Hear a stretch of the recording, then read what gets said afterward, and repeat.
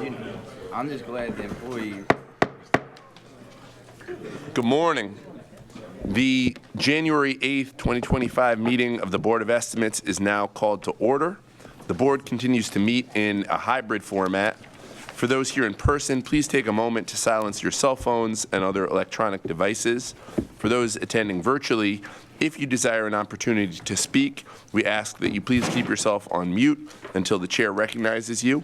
When you are called upon, please announce your name and organization and speak loudly and clearly as you present.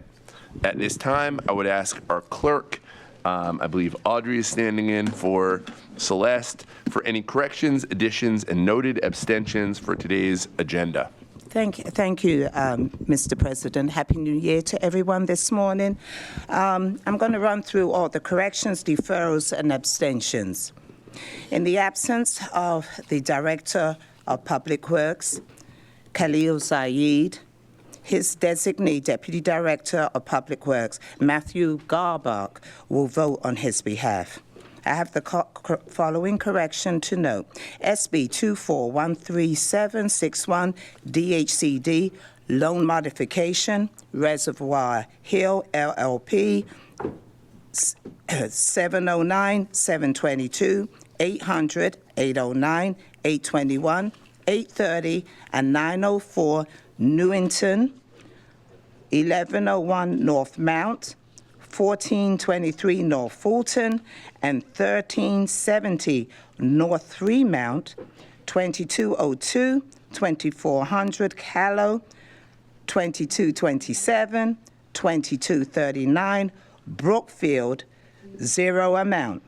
In the background, please insert, the city will be forgiven 1,401, 340 and 60 cents of the interest. There are no walk-ons this morning. I have the following deferrals to announce.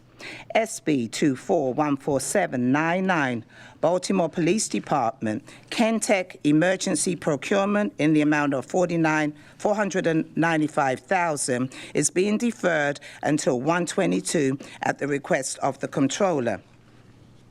SB 24-14687, Procurement, Department of Finance, Goods and Service Contract. That item is also being deferred until 1/22/2025 at the request of the department. I have the following withdrawal to note. SB 14435, the Department of Real Estate Agreement of Sale for 1012 East 43rd Street, Scarlet Covering, Inc. This item is being withdrawn at the request of the department. There are no protests, statements of oppositions, or statements of support this morning. I have the following items that are going to be considered for non-routine this morning.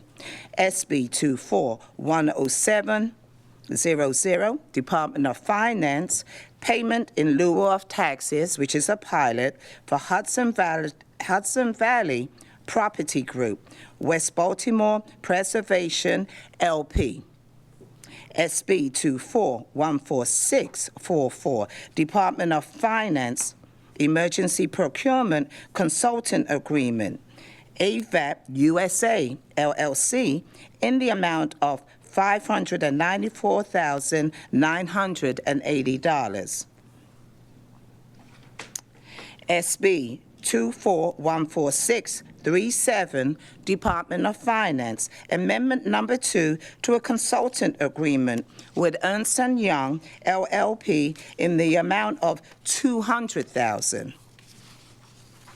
SB 24-13761, Department of Housing and Community Development, Reservoir Hill, LLP, 709, I'm going to go back, 709-722, 800-809, 821, and 830, 904 Newington, 1101 North Mount, 1423 North Fulton, 1370 North Fremont, 2202, 2400, Callow, 2227, 2239 Brookfield.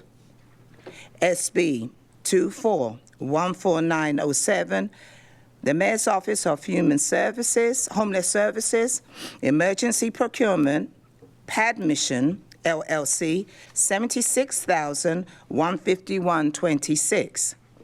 SB 14801, Baltimore Police Department, Emergency Procurement,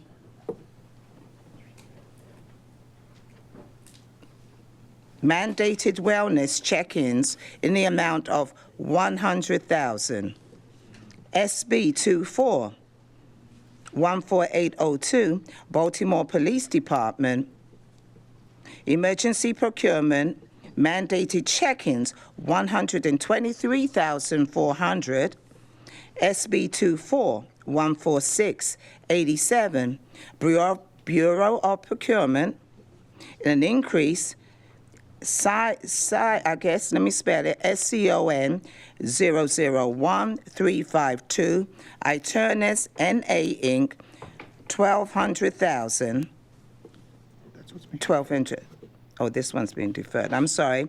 Excuse me, I have a correction. SB 14687, Bureau of Procurement, the increase. This item is being deferred, and that one is being deferred, as I announced earlier, to 1/22/2025. And SB 14856, Department of Public Works, Emergency Procurement, increase and extension. Staffing augmentation at Back River Wastewater Treatment Plant in the amount of $10,200,000.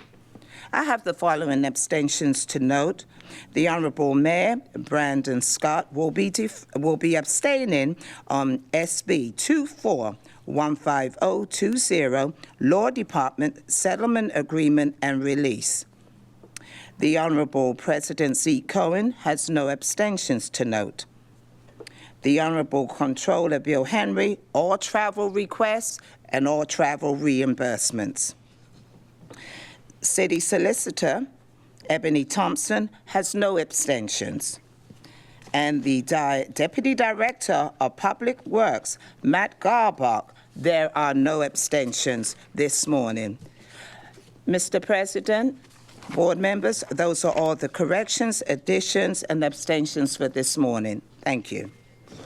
Thank you so much, Madam Clerk. At this time, I ask for a motion to approve and adopt this opening statement as read by the clerk. So moved.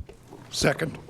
It's been moved and properly seconded. All in favor, please say aye. Aye. All opposed, please say nay. The opening statement has been adopted.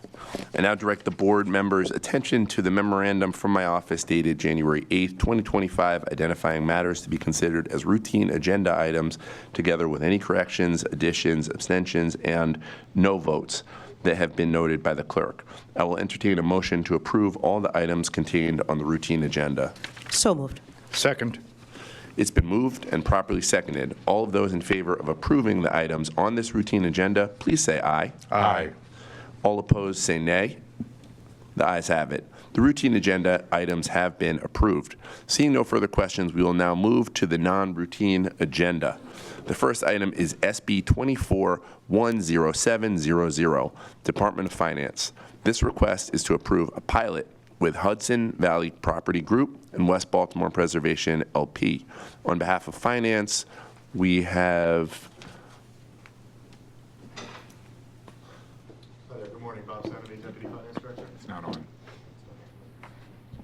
Director Senemy. Hi, good morning, Bob Sanamy, Deputy Finance Director. So this transaction, what we call the Westview project, there's an acquisition of 4 buildings in West Baltimore along Pennsylvania Avenue. And just a little background on how we evaluate these. This particular project, they will be renovating 204 apartments, and they'll be holding the apartments for families that are at 50% of AMI or below. And we've had a lot of these come to the board recently, so I just want to give you a background on how we evaluate these. So from a financial perspective, if there's work to be done to renovate or build this type of housing, if the income is restricted, it makes it hard for the developer to make a profit, essentially. And so often the developer will come to the city and ask for some kind of reduction of the taxes to make the project work.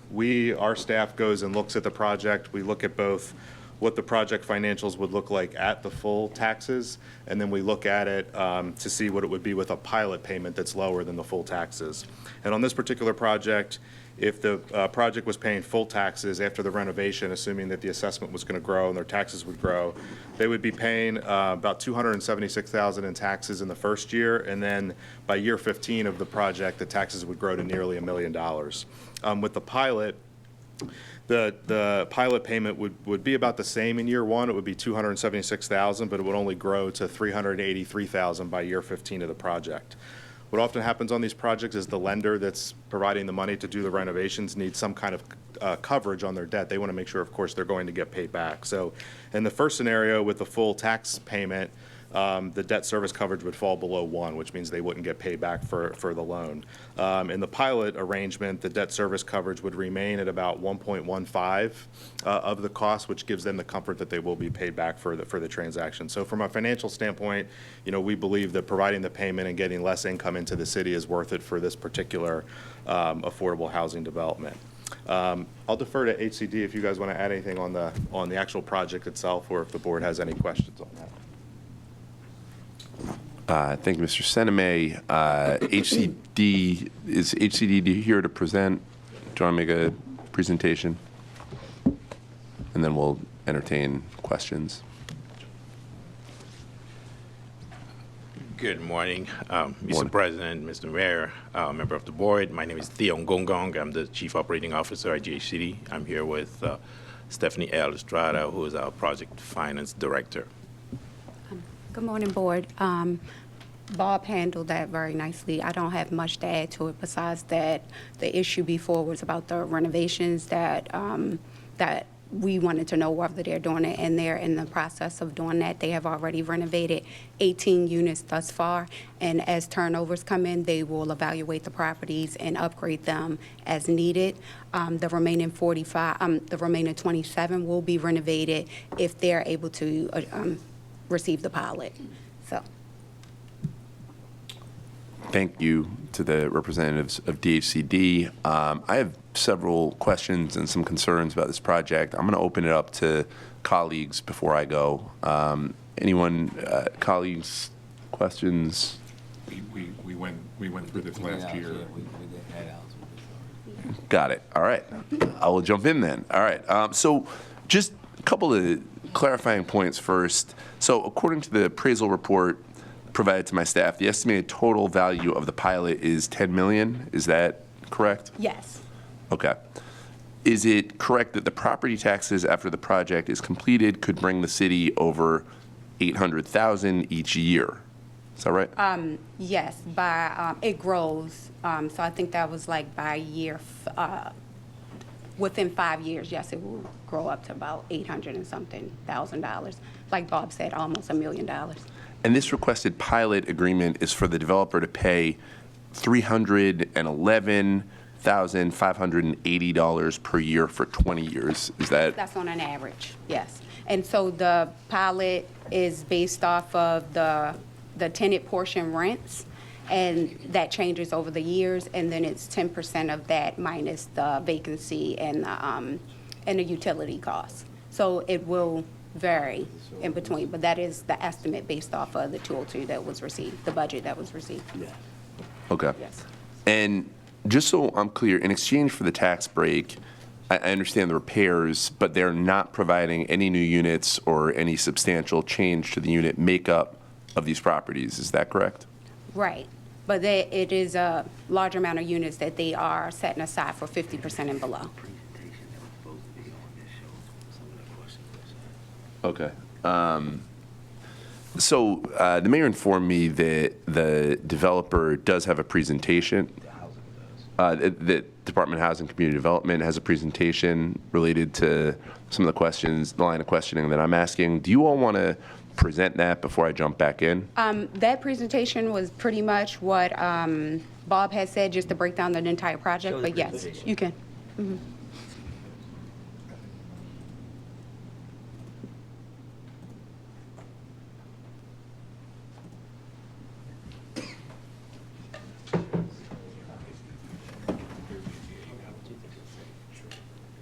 Have any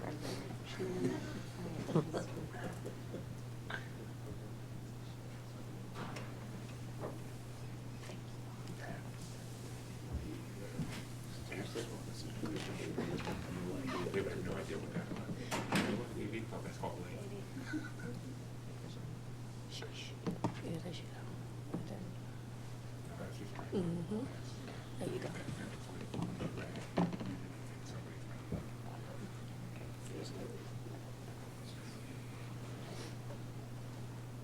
Next slide, Ebony. So this is the property addresses that we discussed that would cover 610, 917.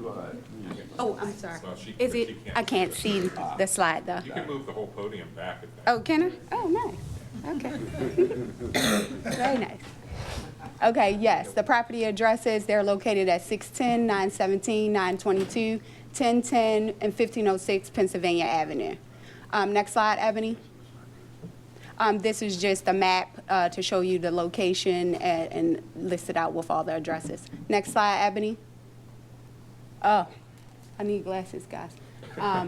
508 units is in this whole project. 204 of those units will be made available to 50% and below. Oh, goodness, it has a 20-year HAP contract, which that means that those 204 units will be kept at 30% of the residents' income. And then the total development cost of this project was $44.3 million. $34 million of that was the purchase price, and $5.5 million was towards the renovations that was done at the time of acquisition. I'm sorry. Renovations. Those are some of the items that was done in the renovations on the 18 units. Next slide, Ebony. And then this is like the pilot calculation to show you the, oh no, I'm sorry, this is the sources and uses, to show you the purchase price, the soft cost, the title price, the deposits, and then the uses that it's for. I'm sorry. Easier. Thank you, God. Thank you. Oh, my goodness. I cannot see. I'm going to get glasses soon. Okay. All right. Next is the value of the pilot. So this is just, I broke down each year, like what it would grow to, and that was established in the appraisal. And then our proposed pilot is the 311. Again, that will vary over the years. I did the savings for the pilot based off of the top number was the $823,404, and then the value of the pilot. And one of the appraisal reports, it was $10 million, and so I gave you that. But in this one, I put the $7.8 million.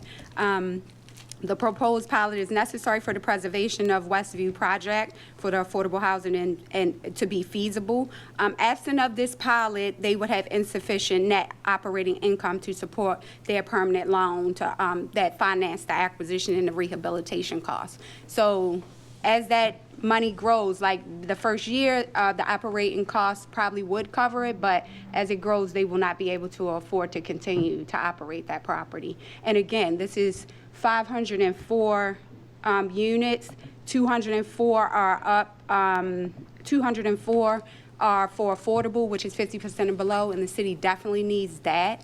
The rest of the units are 80%, which is also still a plus for city residents. Understood. Thank you for that presentation.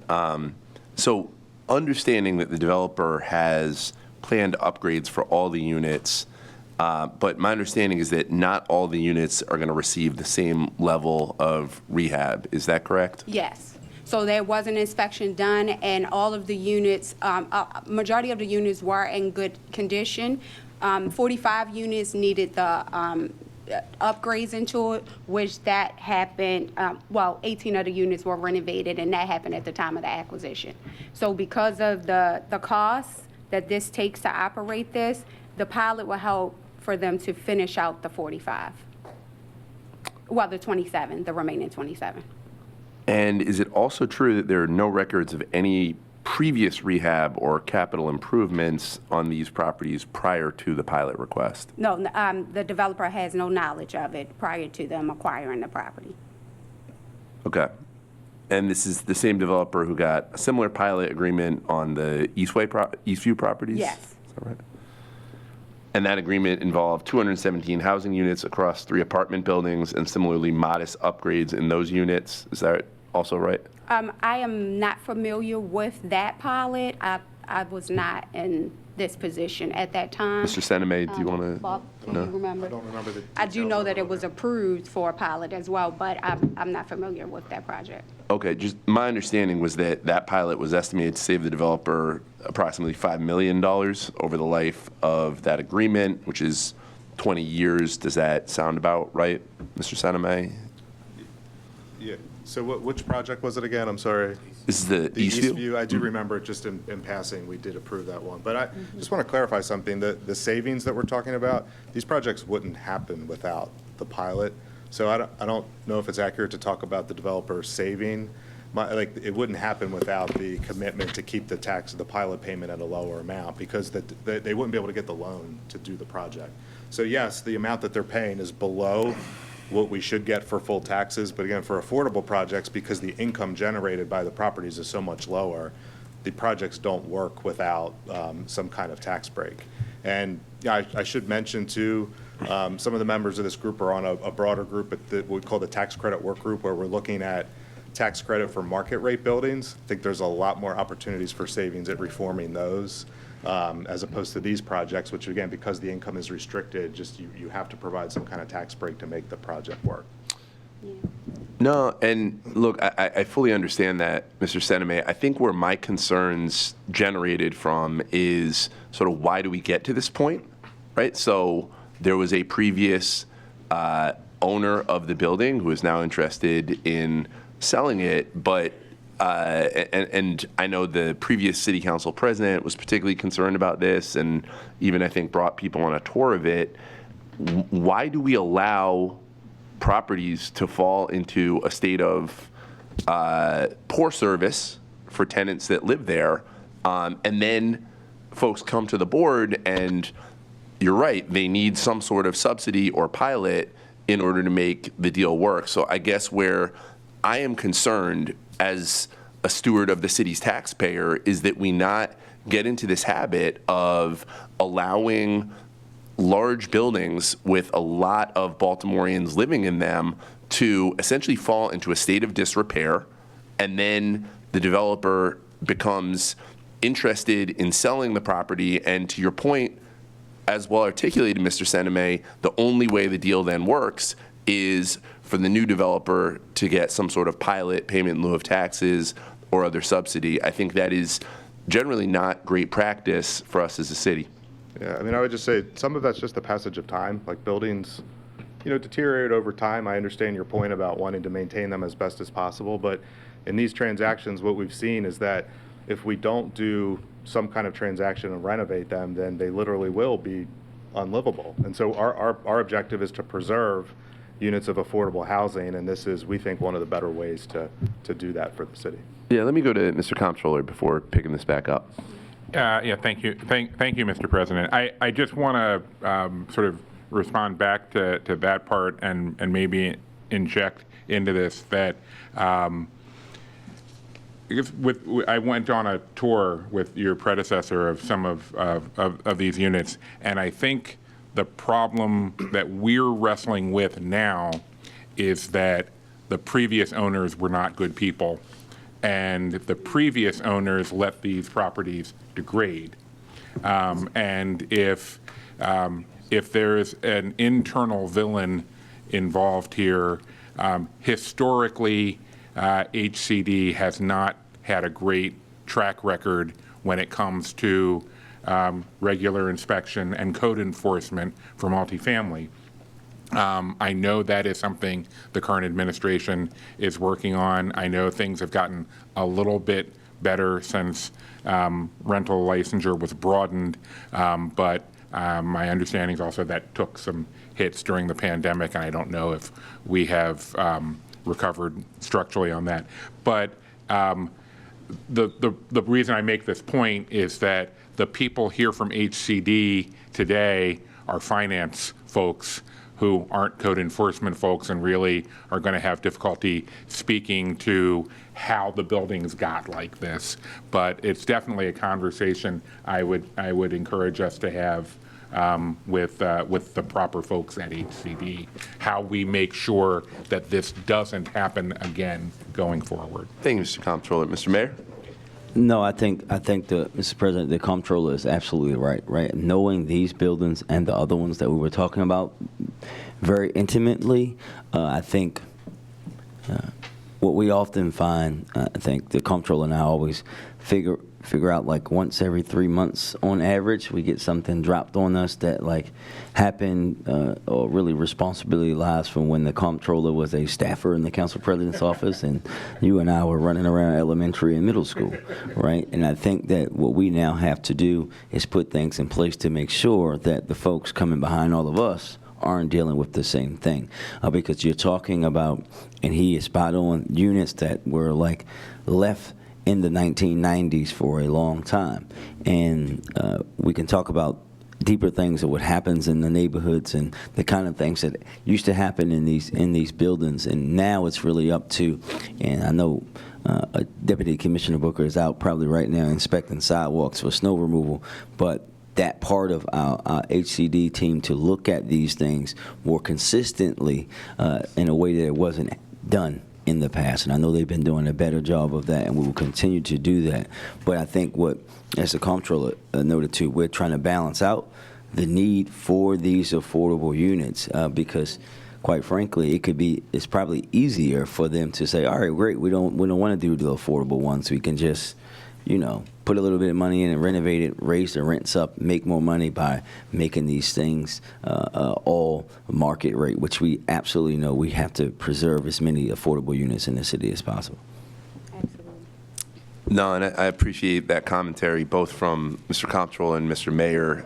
And, to be clear, I think none of us want to be blamed for the sins of our forefathers, certainly no one up here. And I know the developer that's interested in purchasing these, to the comptroller and to the mayor's point, it is not their fault that it fell into this state of disrepair. The line of questioning and the reason I want to lift this up is that I think it is incumbent on us, on DHCD, on this administration, on the city council, on all of us to make sure that we are not allowing big multi-unit housing to fall into disrepair, so that, to the mayor's point, 15 years ago, his successor, my successor, is having to provide really generous pilots, payment in lieu of taxes, to folks who want to purchase the properties. And so I do think this is a conversation about inspections. I know the comptroller had passed a whole set of licensing and regulations around making sure that units get inspected. I know that I recently, in the last term, passed the Strengthening Renter Safety Act to make sure that DHCD is doing consistent inspections and is particularly looking at those properties that have been allowed to become blighted and are falling into a state of disrepair. And so, in the same way that the mayor and all of us are eager to make sure we are providing as many affordable units as possible and make sure the city is moving aggressively to get our neighbors housed and to make sure housing is available and abundant, on the same note, I want to make sure we're doing right by those who are already in housing and we're not allowing large projects to fall into what it very much seems like this one did, which is a general state of disrepair. So with that, I don't want to further belabor. So seeing no further questions, I'm going to entertain a motion to approve this item. So moved. Second. All those in favor of approving this item, please say aye. Aye. Aye. Those opposed say nay. This item is approved. Thank you. Thank you. The No, you got to put the podium back. I'm sorry.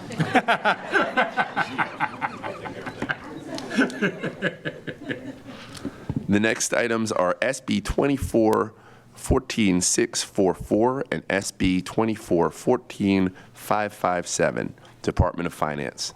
This request is to approve an emergency procurement consultant agreement with AVAP USA LLC. Representing the Department of Finance and Bureau of Procurement, we have Mr. Adam Manny, your Chief Procurement Officer. Good morning, Mr. Mayor, Mr. President, Mr. Comptroller, honorable board members.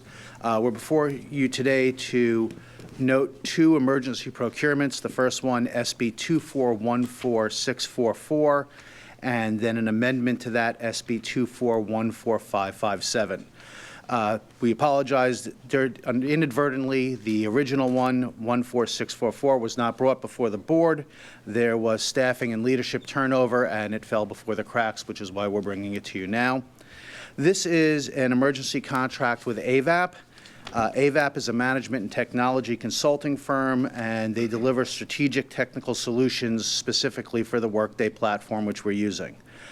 We were using them to help us with both the financials and the grants module for certain items, and also to train the staff so that they would be able to take care of items that are going forward. Specifically, we were using them for remediation issues, with the finance for optimization and remediation work, for financials, the banking integration, the BPs and custom validations, for the grants, sponsor billing and grant recipient cleanup, subrecipient cleanup, and reprocess awards, costs and business processes, and of course review and training that was going forward.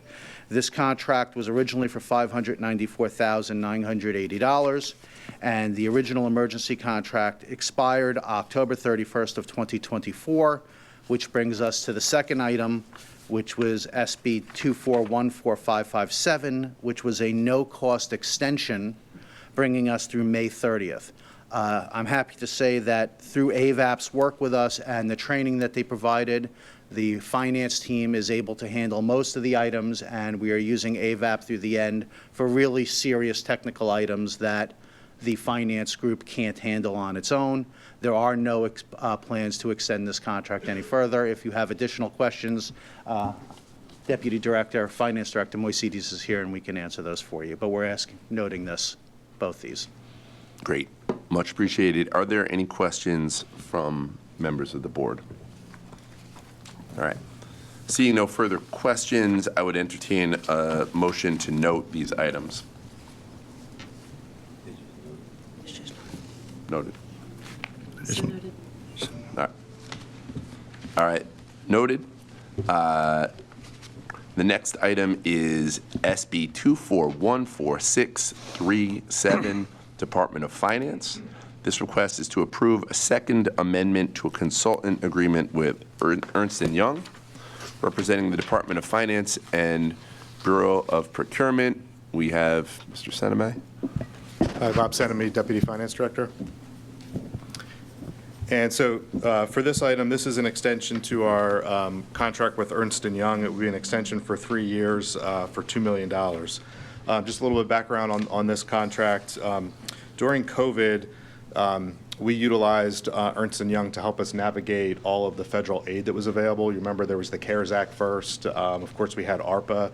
There was also, we learned with the insight of Ernst & Young that there was FEMA reimbursement available for the COVID event. That was unusual. Typically, COVID or FEMA aid is available. We think of like a weather emergency, something like a snowstorm, hurricane, where we've gotten reimbursed for, but those reimbursements have been pretty small overall. In this event, we were able to get nearly $200 million of COVID-related expenses reimbursed through FEMA. What Ernst & Young has done is they've really just helped us navigate that process. They're basically administering it for us. We have to gather a lot of the documentation, but they help us get it through the process and get it approved. And because FEMA allows for a 5% management fee, all of the money we're spending with E&Y is actually going to be reimbursed to the city ultimately. So at this point in the process, we estimate, again, nearly $200 million. It's 197 total is what we expect to get back. We've already been approved for 170.7. There's about $26.6 million still pending that we still need to submit. So we expect this work to be done somewhere between 6 months and a year. We extended the contract longer just in case we needed to do any kind of follow-ups. So again, our expectation is they'll continue to do this work and lead this work. We don't have the skill to do it or expertise to do it in-house, and we think this is the best approach to wrap up this reimbursement. So happy to take any questions from the board members. Thank you, Mr. Seneme. Questions from the board? So I'll just ask, Generally, as we think about consulting contracts like this one, why can't we bring this type of work in-house? Like, at what point, obviously it would be much cheaper for the city, for us to be able to do this kind of work, and this is not a knock on Ernst & Young. I know they've been a really great partner, especially during the pandemic, but, you know, as we think about fiscal stewardship and just a moment where a lot of the federal dollars will, in all likelihood, dry up, at what point do we develop internal capacity to be able to manage large disbursements, contracts like this one? Right. Yeah, I mean, our goal is always to do what we can in-house where we can, for sure. And actually, the example I used, I think, is a good example. Like, we've gotten FEMA reimbursement for smaller, like, weather-related events before. Again, I think back to my career, you know, our finance team, along with emergency management, has been able to get, you know, in the millions of dollars, single millions of dollars reimbursement for things like snowstorm, hurricane, thing of that sort. This particular event, we felt early on that that it just was way beyond our expertise because, again, FEMA is driven, it was kind of designed for weather-related events in a large part. And if you think about some of the things we got reimbursed for this contract, it was hoteling, food distribution, vaccines, like things that sometimes are used in a weather event, but we had trouble kind of interpreting, like, what are the things we could get reimbursed for this particular event. So we felt like in this case, the expertise that they had was going to help us to get this money.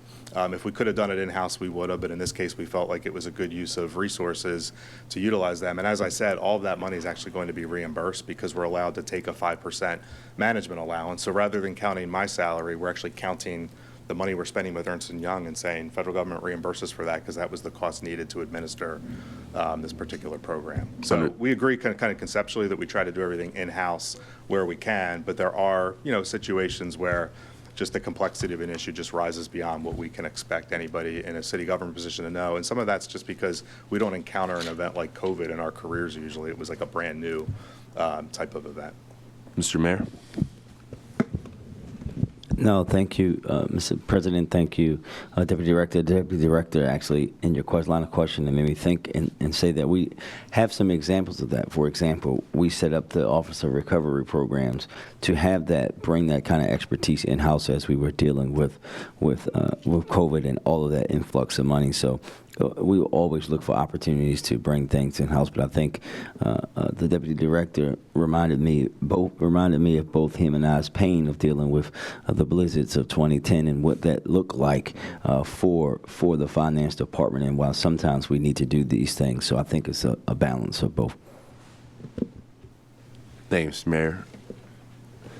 Now, appreciate that and understand this was a once-in-a-lifetime situation. I think my point is just the more we can develop our own internal capacity to manage complex financial arrangements. We know that with climate change and with, there is a real possibility that we will have in our lifetimes and even in this board's current makeup's lifetime, potentially another major event that will result in us having to divvy up potentially large sums of money and determine where it should go and react to ecological challenges and otherwise. So, appreciate the, sometimes you have to bring in outside expertise, but really hoping that we as a city can develop our own internal capacity. Yeah, totally understood and agree. Our interest is always in doing it in-house if we can first, and then using it only if we don't have the capacity. Sure. So, totally agree. Seeing no further questions, I would entertain a motion to approve this item. So moved. Second. All those in favor of approving this item, please say aye. Aye. Those opposed, please say nay. The item is approved. The next item is, thank you, Mr. Seneme. The next item is SB 2413761, Department of Housing and Community Development. This request is to approve a loan modification with Reservoir Hill LLP on behalf of DHCD. We have Mr. Theo. Good morning, member of the board again. Theo Ngongong, Chief Operating Officer at the DHCD. Before we get any further, I would like for our PowerPoint to be up, please. Can we please bring up the PowerPoint?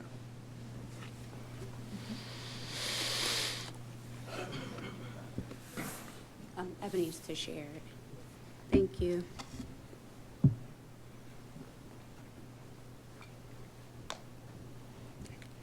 And of course, could you please reintroduce yourself?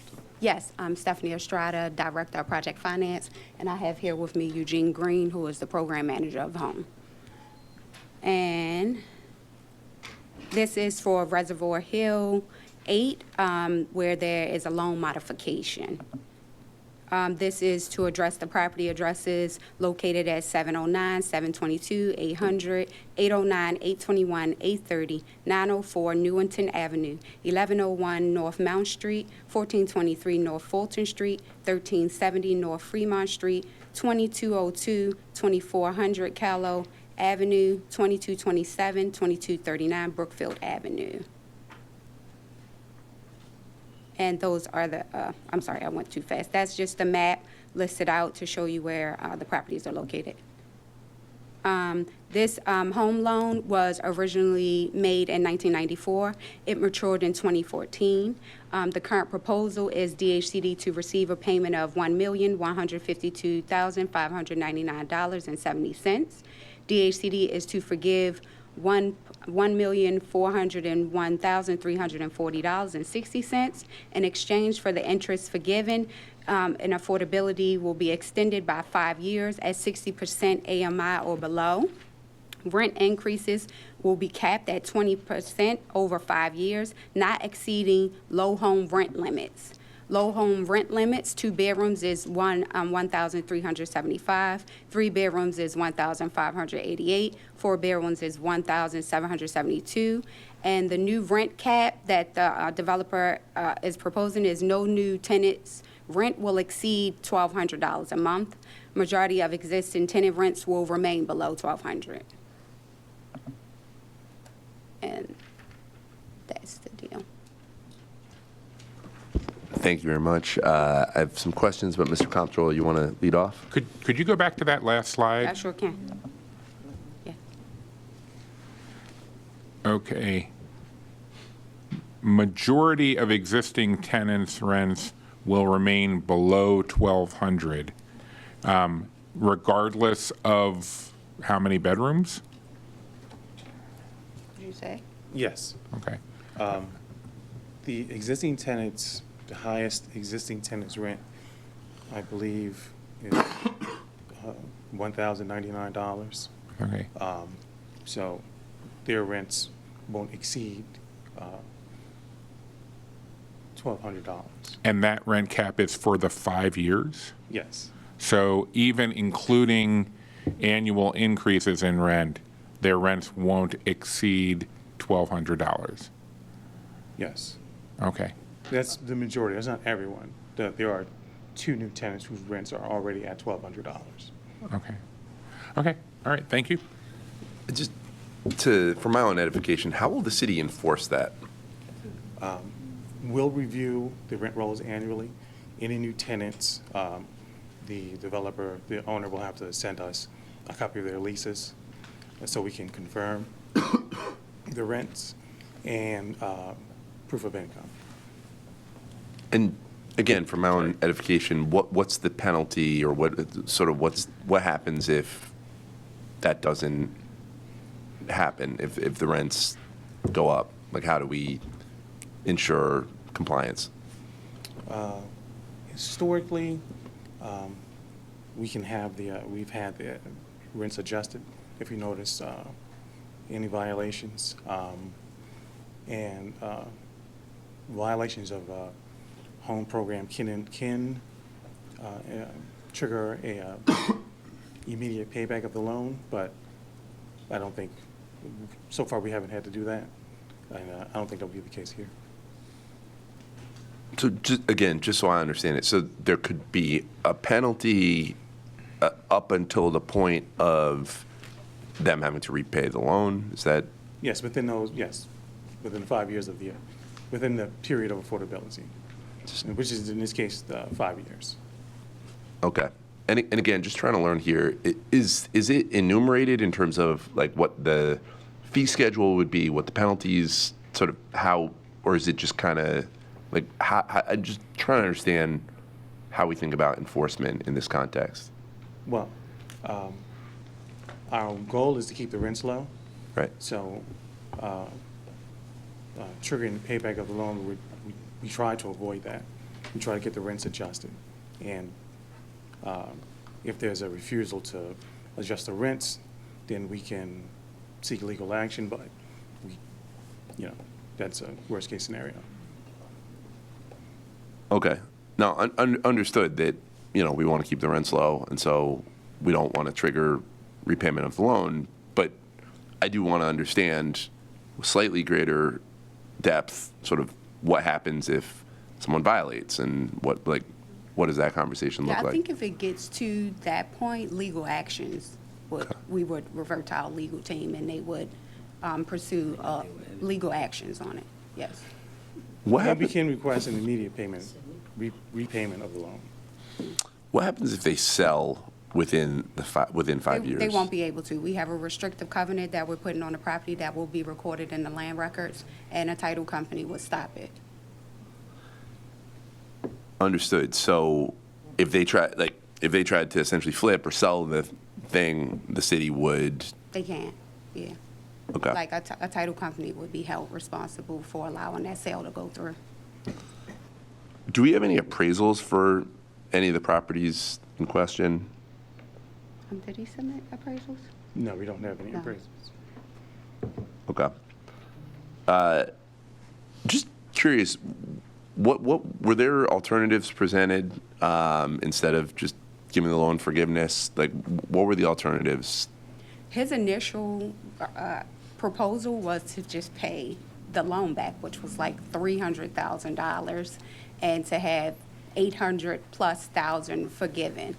So once we did the calculations on the interest of the loan, and then we were trying to put a longer restriction on the properties to stay affordable, he actually suggested that he would pay up to the $1 million, and then as the negotiations went on, we decided to accept the $1 million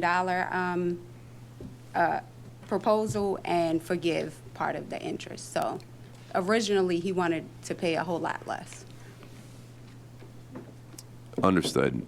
But just in terms of like other options from the city's perspective, this was what we offered. This is it. Yes, this was definitely a better option, the best option.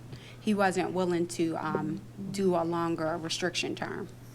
Okay. So, and tell me if I'm wrong here, but the original agreement included a promise to include residents as equity owners such that they would fully own the project after 15 years. Will the owner, the current owner, try to fulfill that promise? And what did DHCD do to explore trying to bring that outcome to fruition? It wasn't successful initially, but discussions with the owner, he says he is willing to sell the properties to existing tenants should they be interested in purchasing. Okay, so, and are we working to fulfill that? And Not at the moment. If this passes, we can discuss it further, but right now, there's nothing in place. I'm not sure if he's discussed it with the individual tenants as of yet. okay. But can you just explain to me, like, that was in there originally, and then we sort of... The tenancy was volatile, according to him. So there was never a consistent tenant base to purchase the properties. So it just never worked out. Okay. So, and when you say volatile, just a lot of... Yeah, it might have been the wrong word. It's just, a lot of turnover. Thank you. Yeah. Okay. Any other questions on this? Mr. Mayor? No questions, but I think it's good for just the general public to know that, like, we have seen this neighborhood in particular go through a lot of change. There's a lot of investment. There's investment from the city into this area, but what we don't want to see is have this area become an area where those who are not well off can't afford to live anymore. And I think it's about that balance and understanding and thinking about that last line of question. I'm thinking about folks who are paying, $1,300 for a $2 bedroom. The truth is because these are scattered sites, correct? Like Yes. these homes would. I can't afford to buy a house like that in Reservoir Hill, and I think that we have to make sure that we have that balance to preserve, so that we get that mixed income, mixed use kind of neighborhood that we want, that we know folks can thrive in. Because when we think about what Reservoir Hill used to be, right? Murder Mall and where my family used to live at down there, we know how quickly it can go the other way. So trying to figure out the balance, I think, is appreciated by all of us. So thank you. And just to kind of point out with this particular project, like he's been past the affordability period for the home, and he's kept these rents low the entire time. So. No, I appreciate that, and appreciate the push to always seek mixed income, desegregated communities, and at the same time, always want to be aggressive about making sure the city, doesn't forfeit any revenue or rent, or that we're also holding the line for our own budget, given tricky fiscal times we find ourselves in. Seeing no further questions, I would entertain a motion to approve this item. So moved. Second. All those in favor of approving this item, please say aye. Aye. Aye. Those opposed say nay. The item is approved. Thank you. Thank you. Thank you. The next item is SB 2414907, Mayor's Office of Homeless Services. This request is to approve an emergency procurement with Pad Mission LLC on behalf of Bureau of Procurement. Please introduce yourself, Madam Director. Good morning, everyone. Ernestina Simmons, the Director for MOHS.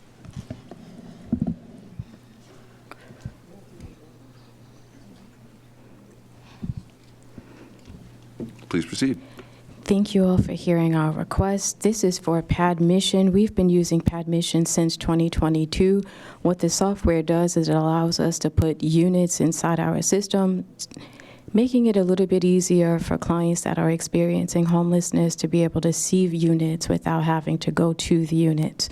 Another advantage of the software, you're able to tour it. We're able to make sure that the units pass HQS inspections before clients are able to go out to them. In addition to the landlords that puts their buildings, their units inside the software is agreeing to be very flexible with the clients that we are referring to them. It is also incentivized for the landlords as well. We're asking to continue to use the vendor as we've expanded what type of units we're putting into the software.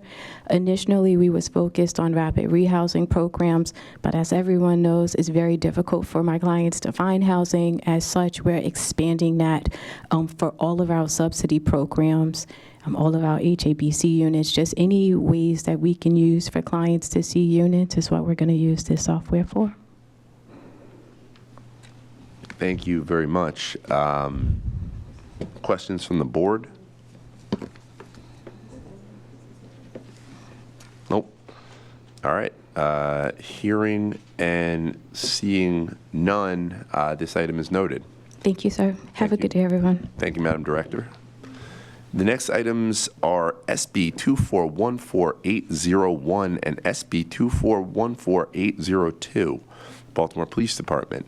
This request is to approve emergency procurement for Janus Associates, doing business as BHS for state-mandated wellness check-ins on behalf of Bureau of Procurement and BPD. Please introduce yourself. Good morning. I'm Major Derek Loeffler with the Baltimore Police Department. Please proceed. Thank you. We have two emergency procurement requests. Real quick, do you have a presentation? Oh, yes. Okay. Do you want to load that up, please? so much. He's making it bigger. It's there.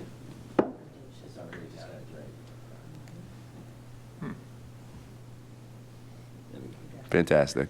Please proceed. Yep. So we have two emergency procurements. Both of these are connected to the mental health assessments that were mandated out of the Maryland Police Reform Act. These assessments went with a myriad of other items along with the Maryland Police Reform Act. The Maryland Police Training Commission put out a lot of guidance regarding the Maryland Police Reform Act from the disciplinary system, the state PA, the local PABs and such. This item was discussed before the Training Commission. Ultimately, the Training Commission didn't give official guidance to agencies to follow regarding mental health assessments. So that led to kind of the delay on how agencies could implement it. Without any guidance, it was hard to judge kind of what services you'd have to get to seek like the funding source. So we were delayed in getting funding for the mental health assessments.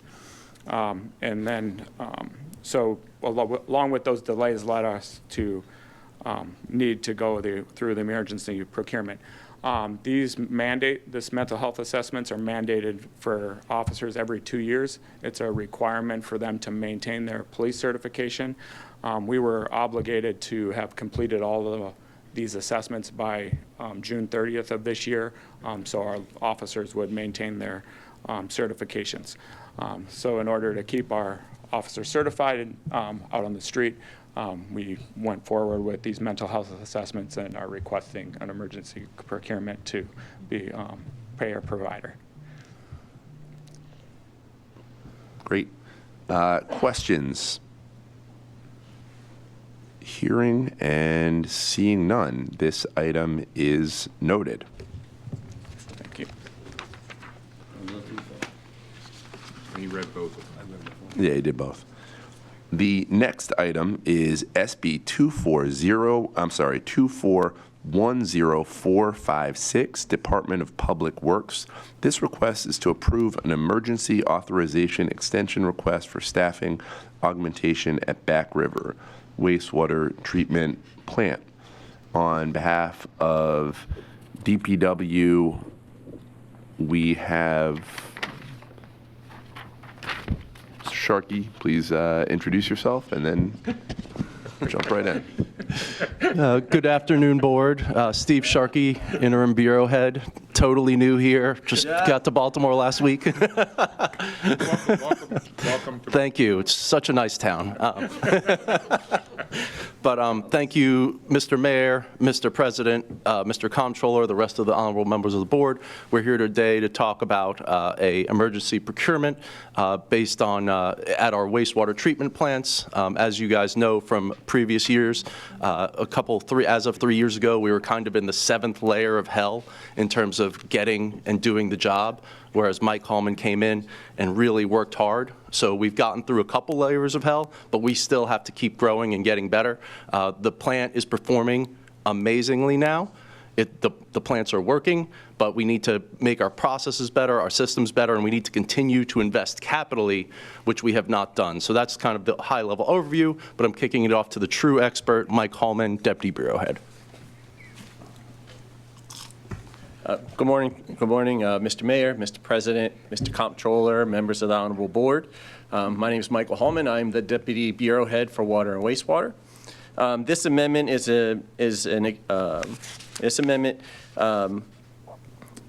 attached to an existing emergency authorization we have with ProStart to provide staffing augmentation, operations, and maintenance, that is, at Back River. ProStart has been supporting Back River since the startup and commissioning of our Headworks project a few years ago, and has since expanded their support to other areas of the plant, including our denitrifying filters area. Shortly after the last amendment was approved, we ended up losing 5 of our area supervisors. Couple that with some retirements and some other staff attrition. Additional support was required at our Activated Sludge Plant 4, which came online in May of 2022. Besides the continuing support we would need at our Headworks and DNF facilities. Additionally, we have maintenance, both preventive maintenance and corrective needs at both plants that have been planned, that were planned to be supported by an on-call work order contractor. That RFP is pending. I expect solicitation documents this week in order to keep that moving forward. But in the interim, ProStart's subcontractor, which is an MBE, Engineering Pro Solutions is their name, has been helping us to buffer our needs in the interim there throughout both of our plants. Currently, city staff are transitioning to resume full control over activated sludge plant 4, and in a few months they'll begin to start transitioning back into our denitrifying filters. But there's still significant staffing needs to return the plant to full operation by city staff.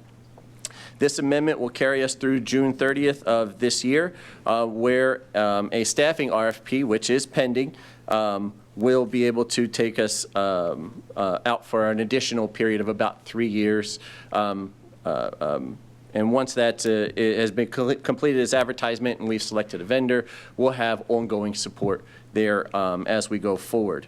As I'm sure it's not lost on the members of the board, inadequate staffing, both operations and maintenance, has and could result in catastrophic failures at the plant, leading to potential public health and safety impacts, permit compliance violations, which has not been an issue since January of 2023. Both of the plants have been performing at historically low levels since then, and also potentially consent decree violations and fines associated with that could total $1.5 million.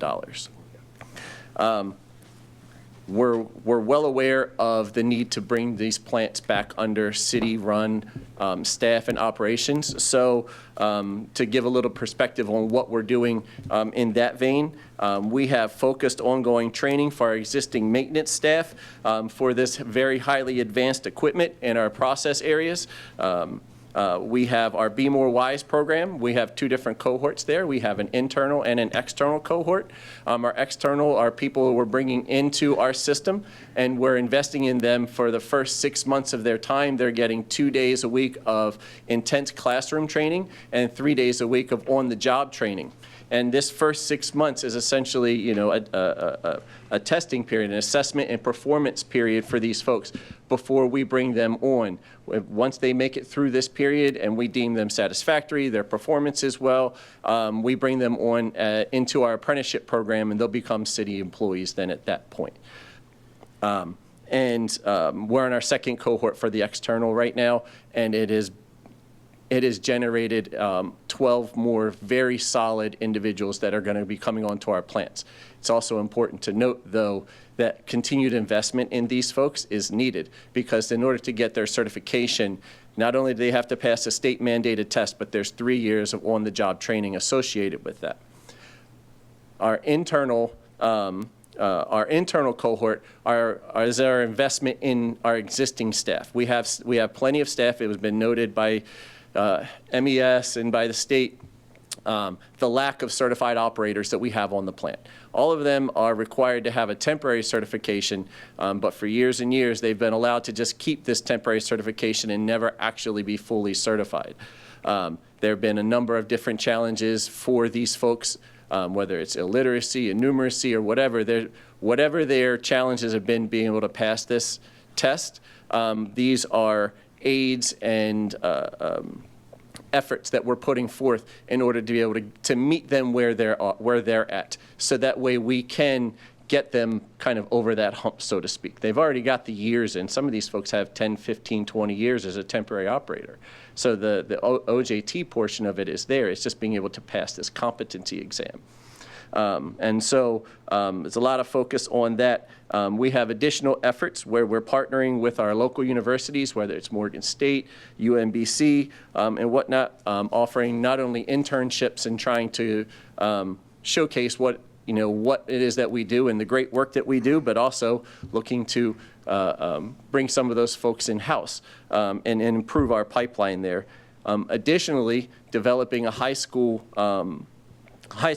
plant pipeline for future operation and maintenance needs. We know a lot of folks may choose not to go to college for whatever reason, but, you know, our trades are suffering out there, and that is a very viable alternative for a lot of these folks to be able to come in.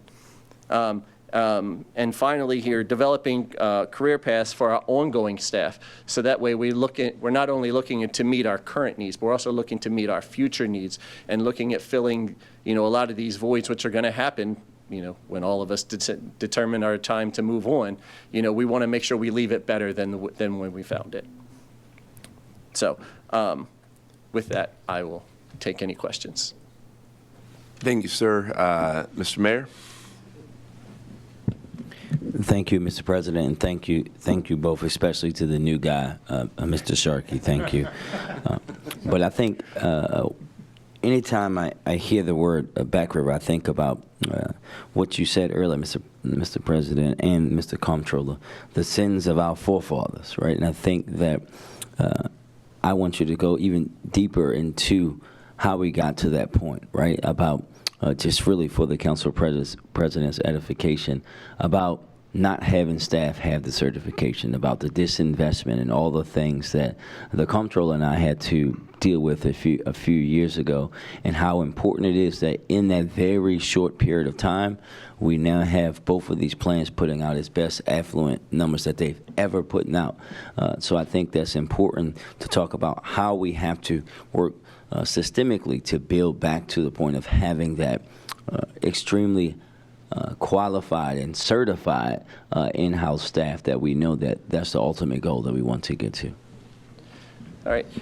So when I took over, where I assumed the role of division chief years ago in July of 21, I think is what it was, you know, I was given one bag of goods. And I found it to be a very different bag when I got there. That it had been years of disinvestment and lack of investment across the board, whether it's not just in the equipment itself, which is one set of challenges and problems, because you're also dealing with the period of being post-COVID and supply chain issues and being able to get, you know, the contractor support and whatnot. So that's one set of issues, but also the years of disinvestment in our staff that it was taken for granted for many, many years of the folks that we inherited from, you know, other industry that's no longer here in the city, whether it's from GM down on Broning Highway, or there's Lever Brothers and whatnot. All these factory workers, when their industries went down, they all came to the plant. So we had a huge influx of all of these workers, you know, our parents and grandparents that came in, and they worked hard for many, many years, but just like all of us, they all get a little older in the tooth every year, and eventually they retired. And not having that succession planning in place and kind of just continuing to kick the can down the road, you know, kind of all came to a head during COVID when I don't want to blame everything on COVID, but it kind of expedited some of our retirement. Along with that, we had a few losses, sadly, along the way. And honestly, the industry isn't necessarily that sexy to the younger folks. So it's how do we look at changing how we are viewed and seen by these new generation of workers out there. You know, the term wastewater has a certain connotation with a lot of folks out there, so how do we rebrand ourselves in a way that kind of moves away from that? We look at it from a one water perspective, so we're looking, you know, when we talk about water, we're drinking water, wastewater, stormwater, all of these different facets, and not having it broken out and not have it be that very unsexy term wastewater, which it can be out there. I find it sexy, but you know, that's just a me thing. But yes, it's that years and years of disinvestment across the board that has been that kind of culminated into a lot of the problems that we were having. Now, you know, like I said, I took over in July of 2021, and you know, my background, I was in the Office of Engineering and Construction for many years before I moved over into that, and before that I worked for NASA. So operations of a wastewater treatment plant was a little bit new to me, and it took me some time to kind of grow into that role and to be able to get my arms all the way around just the sheer magnitude of the problems that were there. Those problems existed the day that I got there, but we began addressing them on day one as soon as I could, as I was understanding the process as I went along there.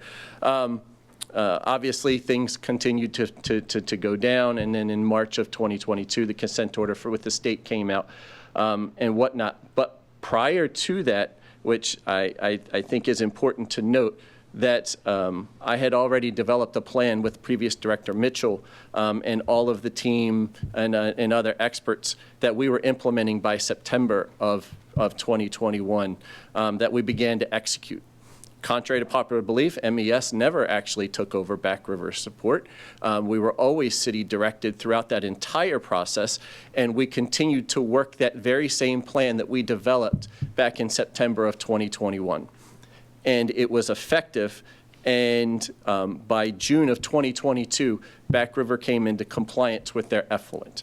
But that's, in no short order is that because, the efforts of the city team there, was tremendous. But we couldn't just, lay our hat down at that point. We have to continue to invest. And so we've continued to do that, and we will continue to do that. We have plenty of plans here to make sure we continue to reinvest in our infrastructure. But it's very extremely important. One, we don't have a step back. Obviously, there's plenty of monetary considerations there for taking a step back in our plant operations. But continuing to invest in our folks and having a group like ProStart that's there that is furnishing us with 23 or 24 full-time equivalents.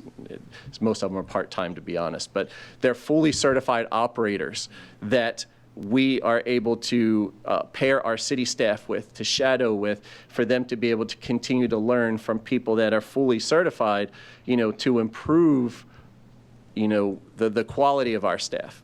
Our system is getting more complex every single day, whether it's through automation, more advanced equipment and technology. It's the days of running everything in manual by our fathers and grandfathers is gone, so we have to increase the skill set of the folks that we have here. And so that is going to require time and continued commitment in order to be able to meet those goals. No, I appreciate that. And I think there is nothing more important than the investment in our people, and that is the most critical infrastructure that we have here in the city of Baltimore. And to the mayor's point, whatever happened in the past that got us to this point where internally we did not have enough capacity to be able to run our own shop, I think it is critically important as we think about pathways and pipelines for our young people, particularly young people growing up in the city of Baltimore, that we tap into their intelligence and that we do the work to make it a sexy career for our kids, because whether it's cool or not, it's pretty high paying, and it's stable, and it's union, and it's solid. And so I think investing in that side of the shop, I think, is absolutely mission critical, that we are not outsourcing a majority of this really important part of our workforce. I did want to ask before other questions, just obviously safety has been a huge concern in this particular treatment facility. Can you talk just briefly about safety updates and making sure that we're not continuing to see the kind of issues that we have had from a safety perspective in the past? Yeah, absolutely. Safety, it's coupled with our daily operation and how we're approaching, even our process needs in order to be able to meet our effluent goals and our permit. There was a number of issues, I'll say, whether it's railings, whether it is elevators in disrepair, or other potential hazardous fall areas, confined space.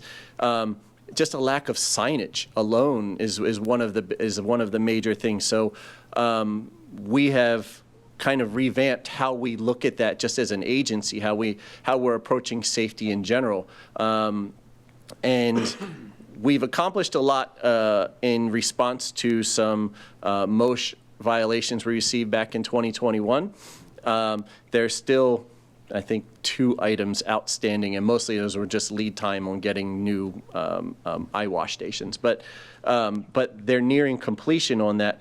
But coupled with that, our efforts here with our own safety group that we've developed within the agency, conducting our regular monthly inspections, and basically holding ourselves accountable, having our own internal auditing team, you might say, because they don't report to me. You know, they report the problems to me, and we make sure that we address them accordingly. But they, you know, they're independent of any influence that I may have, so which is great for us because then it keeps us, you know, having that independent third-party oversight is important. You know, so that way when the state does come in, that we can show them our existing efforts and how we're looking to be a little bit more proactive on that. Understood. Mr. Comptroller? Well, I was thinking of commenting on the sexiness of wastewater as a overall real thing. But I want you to know that the mayor talks a lot about how he was in grade school when I was working in the council president's office. When I was in grade school in the before times, I wanted to be an astronaut. And so I say that to say I've had a lifelong respect for NASA. And that's why I'm going to give you a pass on the sexiness comment, because otherwise that would probably be something that would come up every time you appeared before the BOE for the remainder of 2025. I'm always happy to talk about my time there. Okay. But no, I want to say I think that both the mayor and the council president have covered the issues, and we had a good briefing about this. I restate my commitment to supporting you guys in helping you achieve the right balance of staffing for Backwater. I'm sorry, for Back River, and for all of the. Is it really something that we're going to be trying to like call it One Water? Is that a branding thing? It's an internal discussion. I know within the industry there's a kind of a change in our nomenclature towards that to kind of get away from this siloing of these individual things, and because it really is all part of one water cycle. I want to just share, like, I get that, and I'm not a huge fan of silos, so I definitely get that. I do want to say, from a communications perspective, that's going to be a hell of a process to get people to think about it as one water. I think that, yeah, okay. Well, if you think about it also, please, you know, there's a reason why some of the plants out around the country have changed from wastewater to water reclamation. As they've added these additional additional advanced processes and whatnot, it's to kind of help to change that branding a little bit. And having our new ENR facilities we do have at both the facilities, and now we have this advanced tertiary treatment, that, you know, it's something that we should definitely consider, you know, just to kind of, you know, rebrand ourselves a little bit. I definitely would buy into rebranding wastewater as water reclamation, because that would be that's an easy one to tag to. Yeah. Okay. Yeah. I'm good. Yeah. All right. Seeing no further questions, I will note this item. Mr. Sharkey, welcome to Baltimore. Thank you. I recommend the Live Near Where You Work program. I'm sure our friends from DHCD can help you get started over there. But no, I appreciate you all being here for the board. As there is no more business before the board, we will adjourn until the bid opening at 12 noon today. The next regulatory scheduled meeting of the Board of Estimates will occur on Wednesday, January 22nd, 2025 at 9 a.m. I thank everyone for participating and tuning in. Baltimore, stay safe and stay warm. Thank you.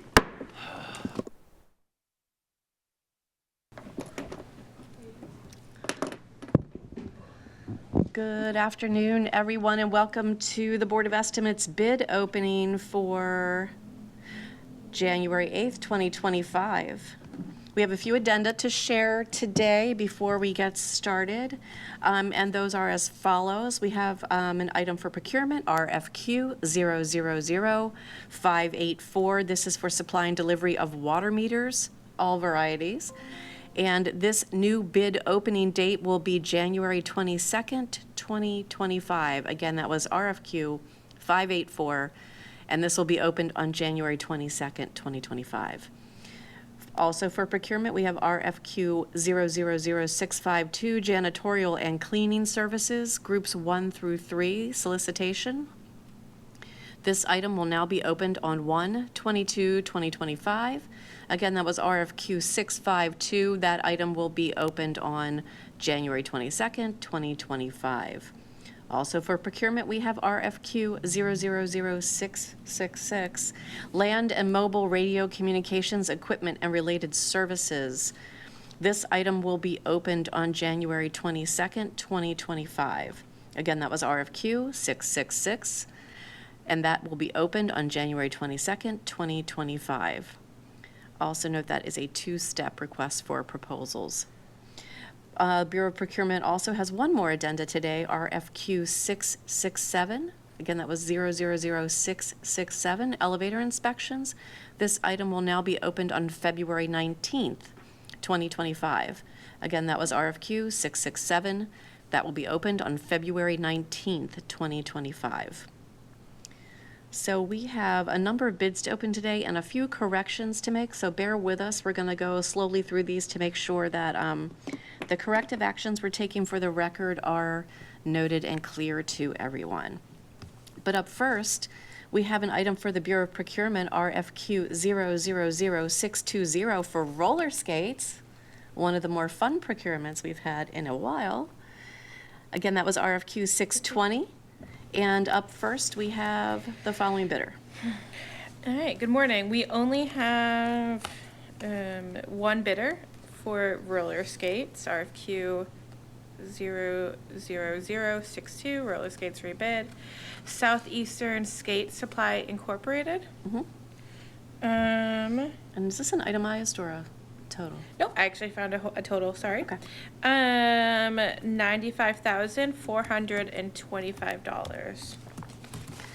Let me repeat that back to you, Casey. And do we have a duplicate? We have two duplicates. Oh, and an unexpected USB. So one original, two duplicates, and a flash drive we're not allowed to use. And that bid was 95,425.00. Correct. 95425.00, okay. That bidder was Southeastern Skate Supply for $95,425.00. Let me put a rubber band around this one.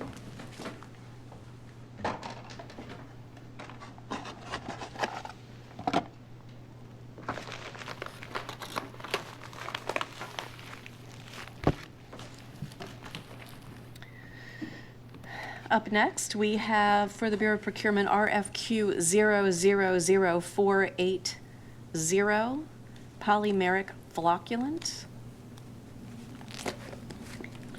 That's correct.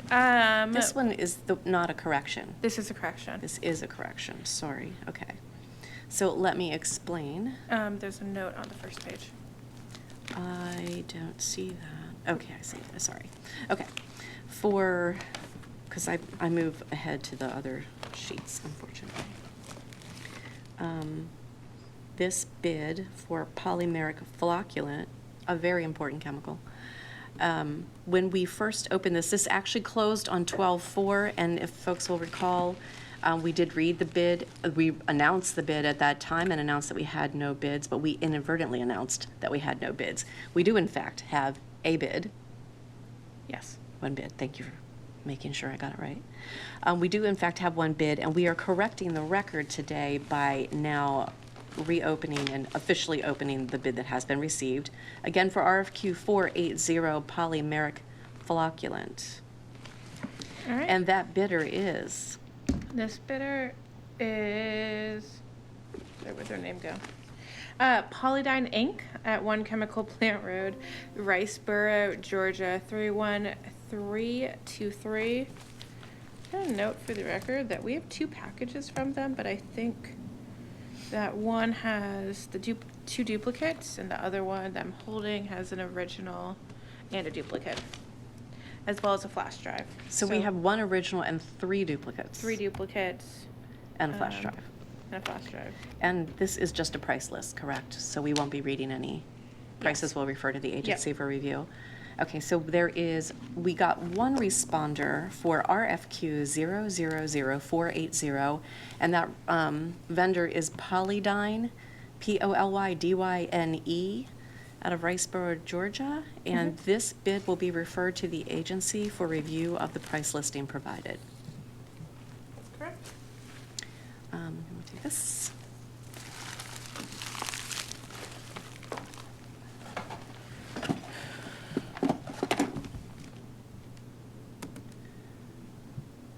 Up next, we have another correction.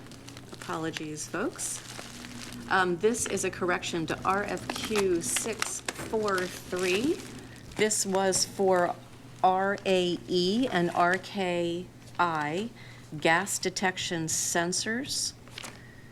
This bid closed on November 20th, and an additional bid was received on time, but we mistakenly did not open and read it into the record, and we are correcting that for the record today. Again, this is for RFQ 643. And I'm going to list the original bidder received, and then we'll go ahead and read the second bidder that we failed to read when we first opened this. The first bidder is PG Instrumentation out of Warrior Run, Pennsylvania, and that bid amount was $28,980.00.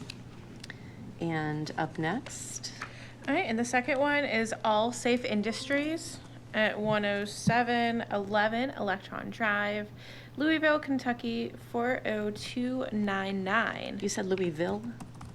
I think spell check messed up your address there. I fixed that. Oh, yes. I think I got it. I have number? 1 flash drive and 2 copies and 1 original. Okay. And a bid amount?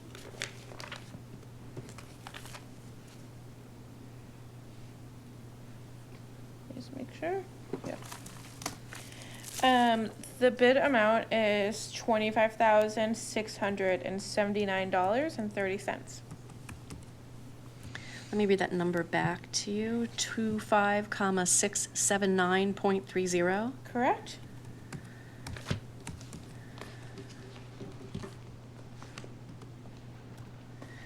That bidder was All Safe Industries for $25,679.30. And that was the final of 2 bidders for RFQ 000643, RAE and RKI gas detection sensors. Thank you.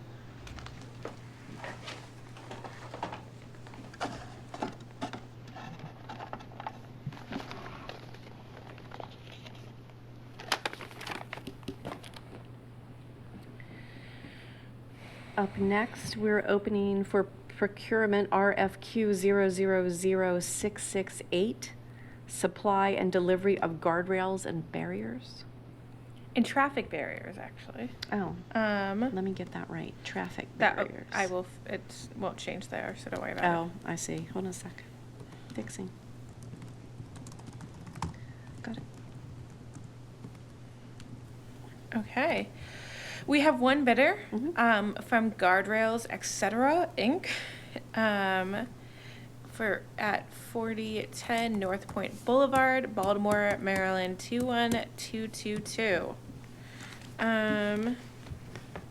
1 original, 1 duplicate, 1 USB.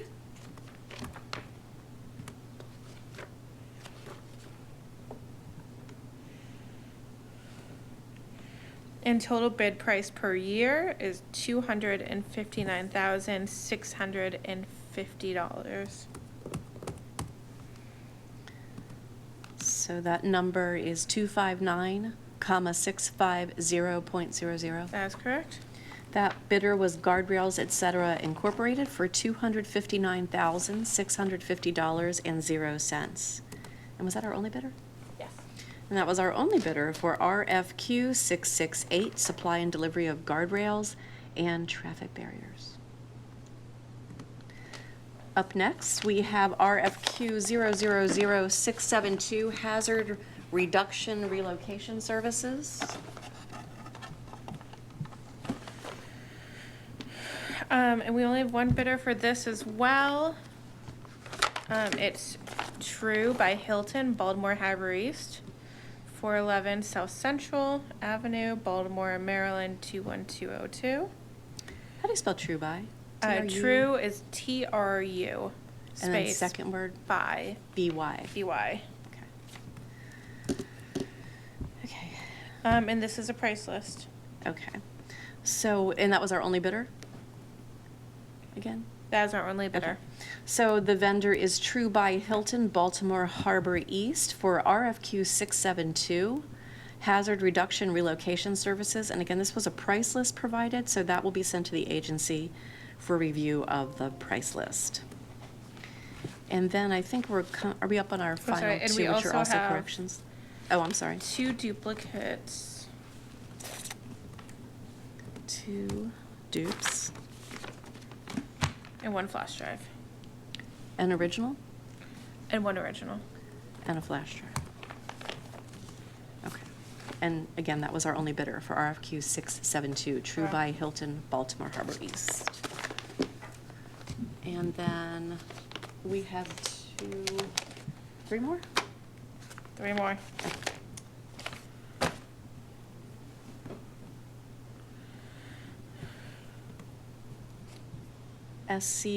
SC1007R for Public Works. So up next, we have SC1007R, Jones Falls Sewer Shed Inflow and Infiltration Reduction, Area B. Yep. So the first bidder we have is Inliner Solutions LLC. I want to note we only have a duplicate. We don't have an original. It's marked duplicate. Wait. We have 1 copy marked We duplicate have 1 and copy. nothing marked We have original. only 1 copy of this bid in total. Okay. And no Um, flash drive? No flash drive. And is there a bond with this one? There should be a bond. It seems Let's like see there what we should can be. find in here. Or a check? There should be some type of security. Let me check. Sorry, this is a hard to read one. Yeah, it looks like there should be one. You said a bidder only submitted a duplicate? They only submitted 1. I think it said duplicate, but I should refrain until For I see folks that are again. watching on TV, someone sitting in our audience has asked a question. The folks watching this can't tell what's going on, so you have to come up here. Yeah. Sorry. So we have, let me make sure. Here's the seal. I can give you the total is $16,996 Can you and give me that in digits, 139 please? I wasn't sure if you said 16 or 60. 16, 1-6. 1-6. Yes, oh, there's a duplicate. Only 1 duplicate. This is from, this is Monumentals, And who's the other? and that's Spinello. Can we go through back to the Normally, first? we don't accept them like this. Normally, they automatically refer to law. Okay. When they come in like that. That's fine. Can we go back to the first bid? Because I need this to be clear Yep. thank you. Yep. Inliner Solutions LLC. Yep. This is the bid where we have a copy that is marked duplicate, Yes, and we don't have anything marked original, correct, and we don't have a flash drive. correct. Correct? Okay. And because there is no original, we typically, it's out of form, if you Yeah. will, and we refer it to the law Yeah. department to make a determination with the agency. Yep, Thanks. It just gets confusing because they can't, yep. folks watching can't see what's going on. Are we providing a number? I can give you a number. Okay. so 16, comma 996, comma 139. Okay, sorry, my 16, can you please repeat? I'm sorry, my keys were sticking. That's right. New laptop is on the way, I'm told. 16, 996, 996. 139. 139.00. Okay, so that number was 16, comma 996, comma 139.00. Correct. Again, that bidder was Inliner Solutions LLC for $16,996,139.00. We don't have original, and this item will be referred to law for their review. Cool. And the next one is... Hold on just 1 second, please. Yes, ma'am.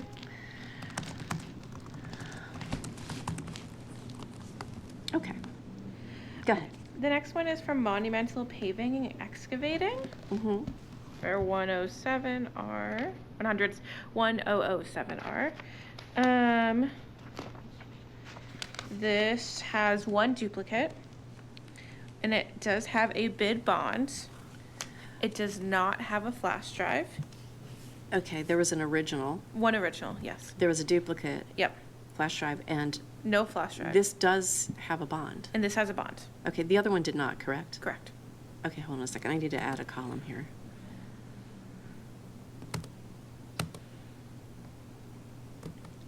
It's not letting me add a column. Why is that happening?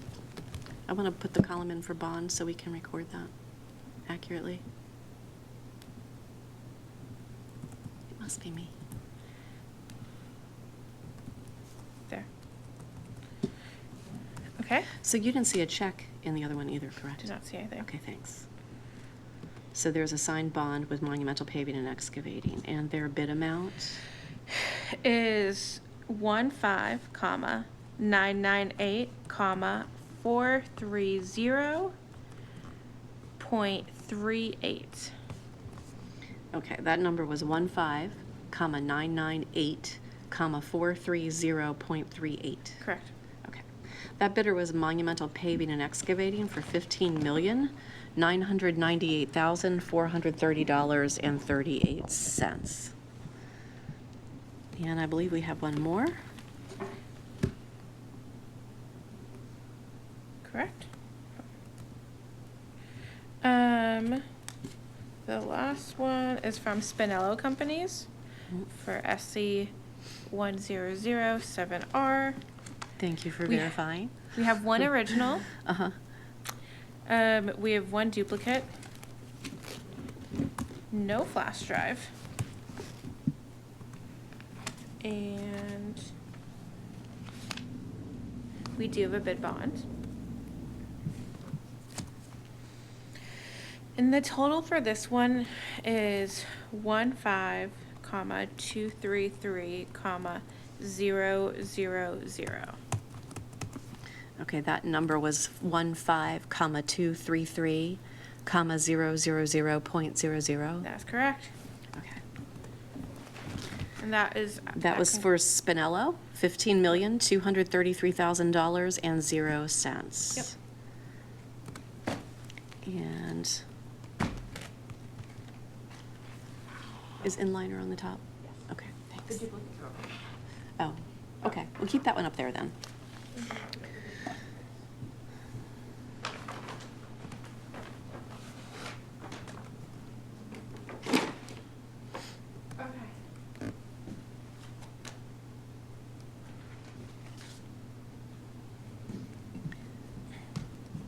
So I think we're on SC 994, yes? Yes, ma'am. Okay. And this is a correction, because here's what had happened.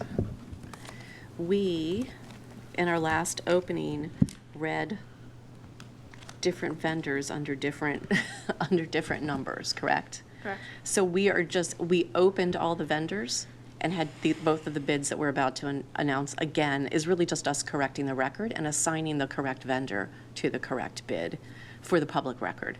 And our record has to be recorded publicly. So that is what we're doing today, is just straightening up that little confusion and stacks of bids from our last opening. So I think, Casey, and you're going to hear Casey and I read back and forth to make sure we get this record straight. that there are two bidders for 994, and you're going to look at both of them and just confirm the name of the vendor and that vendor's, the number on that vendor's bid is SC 994. All right, let's go through them. All right, so I'm gonna read the first one for 994. I'm gonna read W.M. Schlosser, Inc. Okay, hold on, because they're not, that's what needs to be fixed here.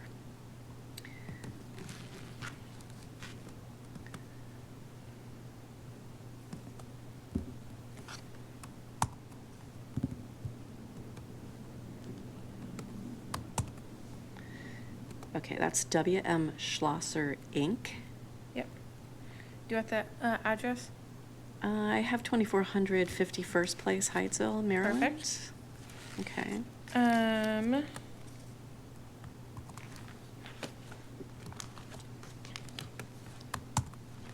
Let me confirm. I have a bid bond. And I have two originals for Schlosser. Okay, I can't get a column in there for the bond. Could you do Yeah. that now so we can also make this sheet reflect that?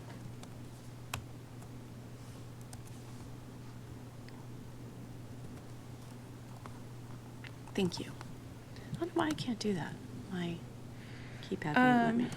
That was W.M. Schlosser. There is a bid bond, and I have their bond amount, their bid amount as $104,722,000.00. That's correct. From the original opening. Okay, that's W.M. Schlosser, Inc. for SC 994, clarifiers and gravity sludge thickeners rehabilitation. Correct. And we have a second bidder for SC 994 that we're also going to verify and read back into the record just to tidy this up. And the second bidder, I'm looking everywhere, it says 994, is Ullaman Schutte Construction, LLC. Hmm?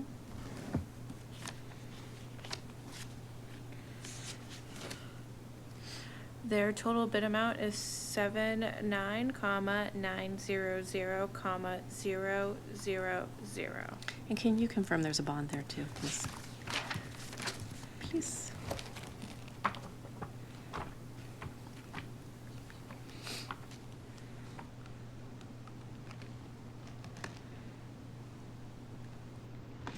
And there is a bond. Okay. So that second bidder for SC 994 is Ullaman Schutte LLC for $79,900,000.00. Sure. And those were the two bidders for SC 994, Yes. clarifiers and gravity sludge thickeners rehabilitation. Yep, neither of these have flash drives. And Ullaman Schutte, we only have one original. No copies is what you're saying? Yes. Okay, thanks. And no flash drives. You're going to see on the form, it's trying to turn that into currency. Okay. And there's one original for W.M. Schlosser, and there is a duplicate. Yep. Thank you. We'll have to just fix this formatting when we clean this up for publication. And the other bid that we're also correcting the record on today to make sure the correct vendors are assigned to the correct bid. This is WC 1349R, Madison Street area 30-inch water main rehabilitation. Yep. 1349R.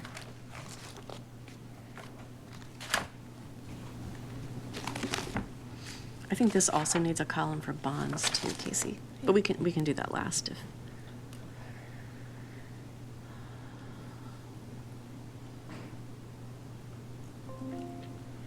Okay.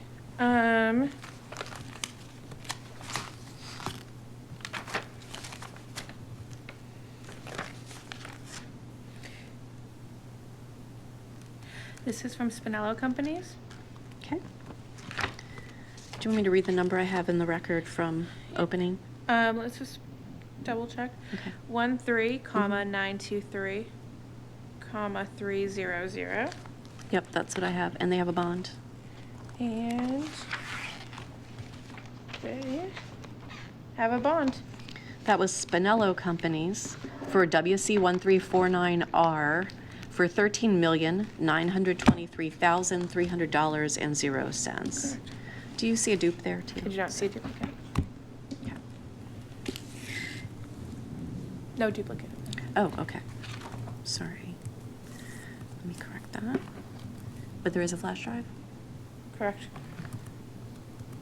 No, there is no flash drive. Okay. And I believe we have a second bidder for WC1349R, and that is? Yes, there is an irregular, this is weird. I just want to raise a irregularity. I'm going to show you that on the first page, on the cover, it says 1349R.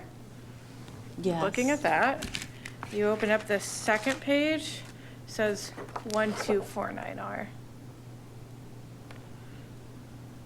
I don't think that probably really matters. I don't but- think it matters, but I'm just going to show Charm TV as Okay.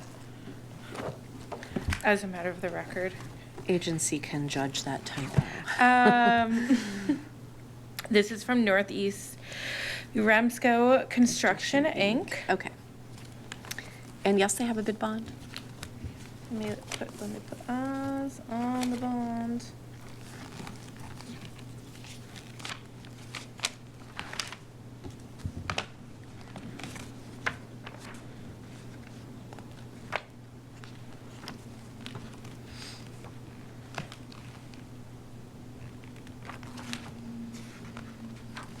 They have a bid bond. Thank you. And then the total bid for this is 12,153,195. Okay. Do you have duplicates there? I do not have a duplicate. It's just an original. Correct. And flash drive or no? No flash drive. Thank you. Okay, that bidder was Northeast Remsco Construction, Inc., again for WC1349R, and their bid was $12,153,195.00. So I want to thank everyone for bearing with us as we correct the record from some openings late in the year. All of these bid results will be posted by close of business today, if not sooner. And if we are referring any matters to agency or law, you'll see that indicated on the results sheets for the particular bid. And our next bid opening is on January 22nd, 2025. And we'll see you all then. Thanks for tuning in, and thank you to the agencies who are here today who addressed some questions and supported our opening. Thanks, everyone. Thanks, TV 25.